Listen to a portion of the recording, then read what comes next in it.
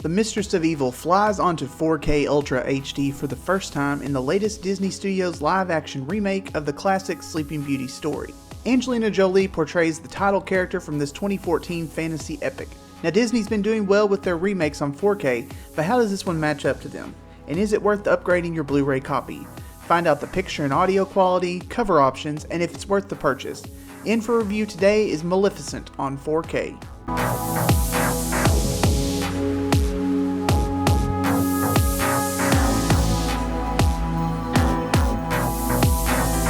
I wasn't really excited about this one when it first came out, just because I'm not a huge fan of Angelina Jolie.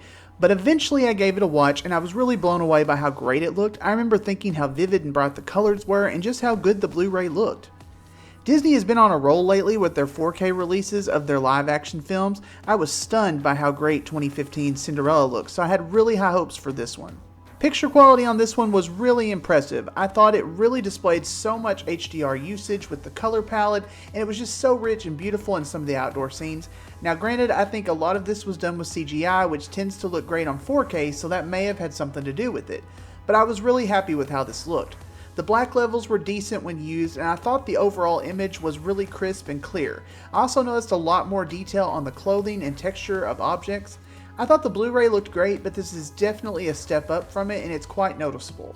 I'm going to give this one a 9. Now I wish I could say the same for the audio, that it was as good as the image quality, but it was a little low, though not as low as some of the other releases.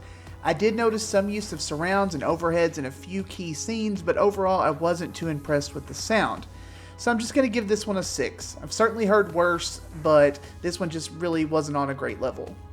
As for your cover options, you have the standard release, which is just the same as the original Blu-ray, and honestly I prefer it. I think it looks nice. Best Buy has a steelbook release, which I believe is the use of one of the original posters for the theatrical run, and it's just a close-up of Angelina in character.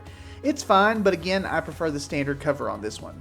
I really think after this month we're all feeling the sting on our wallets, so as for if you should pick this up tomorrow, I'm a little mixed. I do think it was a great picture, and if you're a fan of the movie, you're going to love it. I would rank this higher if the audio were as good as the picture and suggest to pick it up on day one, but I think I'm going to say wait till you've got a little more cash to play around with. I don't think the price is going to drop much considering it's Disney, but you may be able to catch a sale in a few weeks. It really is a nice upgrade, but we're all struggling a little bit after the massive Pixar releases, so I'd say wait a little bit. Hopefully this has helped your decision, and I thank you for watching. Be sure and check out some other reviews on the channel, and give this one a big thumbs up if you enjoyed it. I'll see you tomorrow for another Disney release review.